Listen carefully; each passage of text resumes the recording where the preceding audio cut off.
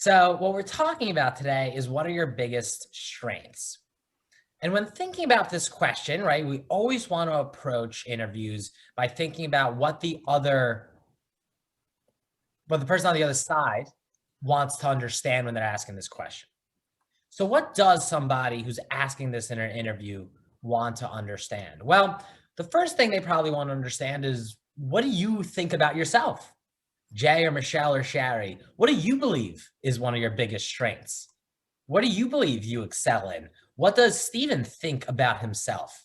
Right? They want to understand, well, what does this person who says they want to work with me for the next 5 years, what do they believe in themselves for?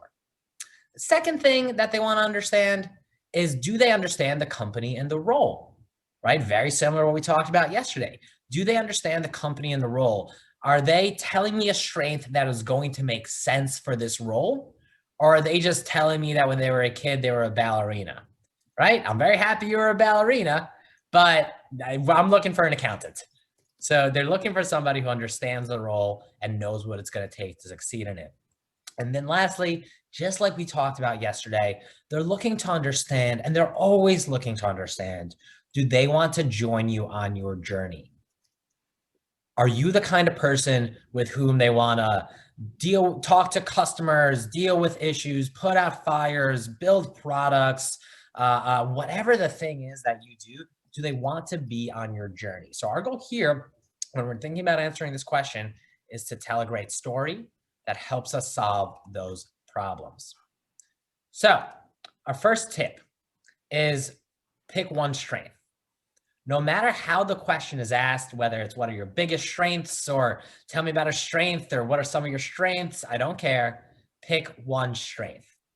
I know you're really good at everything. I know this is Leonardo da Vinci's Vitruvian Man. This is the perfect man. And I know that you are the perfect man or the perfect woman. I know you've got every strength in the book. I know if people just got out of your way and let you do all of their jobs, it would go better. I know you're adaptable and creative and a leader and all these other things.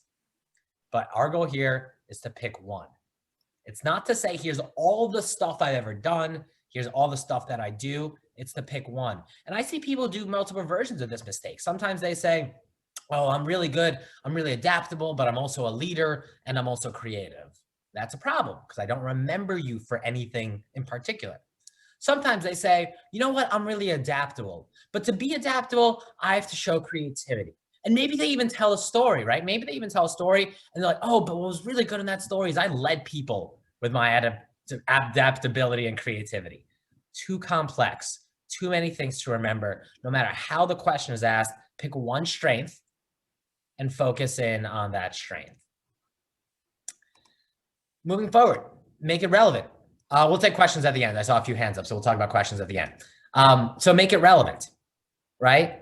Relevancy is super, super important. Like I said, if you're an accountant and you're going in and sharing your best strength as public speaking, while I really appreciate that, I'm not going to be sending you to conferences. I need to know that you're organized or analytical or maybe good with clients, whatever. If you're a salesperson and you tell me that your greatest strength is maybe being a great engineer or a great coder, or great at product, that is not necessarily a relevant strength. The reason I love this image, and you guys know we're going to use a lot of movie references.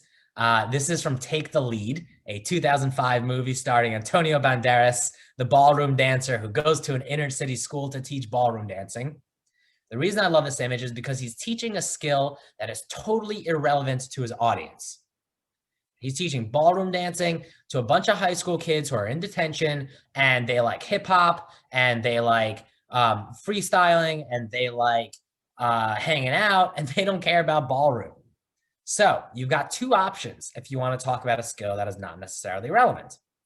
You can either make it relevant, meaning here's what it looks like if I bring this skill to you, right? Look how good Antonio Banderas and his partner look when they're ballroom dancing. Don't you want to be like this, right? So maybe if you are the accountant who wants to talk about public speaking, you could say, let me tell you about a time where I saved the company because I led our team of accountants into this new future and we tried this new great thing out. It was only because I was able to share this, or I closed huge deals at conferences and I was able to speak there. You can either make it relevant or you could choose a skill that is relevant, right? If you're a ballroom instructor, maybe go to a bunch of people who already like ballroom dancing and it'll go better for you. Same thing. If you're an accountant, pick organized. If you're a leader, pick leadership or inspiration. If you're a product designer, pick creativity, right? Whatever you skill or strength that you choose, make sure it is relevant. Next, the story, right? All we're going to talk about this week and all we should ever be talking about with interviewing is storytelling. The proof is in the story. So you can either say, I have this skill, and I've seen people do that, right? I've seen people say, what's your biggest skill? Oh, I'm a really good leader. Yeah, I love leading, and I think leading is really important, and I love leading. Okay. What is the story that proves to me that you can do this, right? I'm taking this Game of Thrones reference where on the left, you've got Barristan Selmy. He's one of the great knights of this kingdom, a great warrior. And he can go around and say, I'm really good at fighting, and maybe people believe him. Or he can tell this story of, I'm so good at fighting, I'm the hero of this battle, and I accomplished this, and I beat this person on one-to-one combat. It's a story that brings people in. Now, when you think about this story, I also want you to encourage you to make it a memorable story. Because one of the things we always need to remember with interviews is that nobody cares about you. Nobody cares. Nobody cares that you prepared a lot. Nobody cares that you've got great skills. They just care about what this does for them, and they want something to remember you by. So they're going to interview you, and they're going to interview 10 other candidates, and they're going to have the rest of their jobs to do. They're going to have busy days. They're going to have a problem at home, or the kids are going to be sick, or the spouse is being annoying. And then a week later, they're all gather in a conference room and say, ooh, what did you think of Jay? What did you think of Michelle? What did you think of Sherry? And somehow they've got to remember what they thought of you. Make your story memorable. When I answer this question, the way I answer it is I say something like this. Oh, so my greatest strength is adaptability. I've always worked at startups, and I want to work for a startup, and adaptability is always really important. A few years ago, I was running community for a company that was like Airbnb for the outdoors. So we did a lot of camping events, and we were partnering with a local music festival, and we had about 50 people camping on our property from around the country. And we had everything planned and organized. It was all prepared, and it took us weeks, and we were really proud. And then all of a sudden, campers start arriving, and a neighbor from a neighboring property walks in with a shotgun. And she does the chick thing. I'm clearly from the city, and I don't know what guns work, but she does chick with a shotgun. She says, get everybody off of this land right now. And I say, ma'am, we've got contracts, and it's all legal, and we've got permits. She said, chick, too close to my land. I don't like it. I could have either negotiated, or I could have said, yes, ma'am, thank you very much. We'll be gone soon. And so I had to get 50 people who paid a lot of money for this into a new property, move them all, organize it all, get buses over there. And we did it. And it was an incredible weekend. And all 50 people moved. Nobody churned. It was a $20,000 weekend for us. And most of those people came back year and year over in the future, right? Memorable. Make your story something that people are going to remember you by. Now, the last tip here is remember, nobody cares about you. You've got to make it matter to them. So closing your story, if possible, with and I saw on the job description that this was one of the most important skills, and I'm excited that I have it. And I talked to actually some of your colleagues in informational interviews, and I understood that the culture is like this, and you're really looking for people who are like that.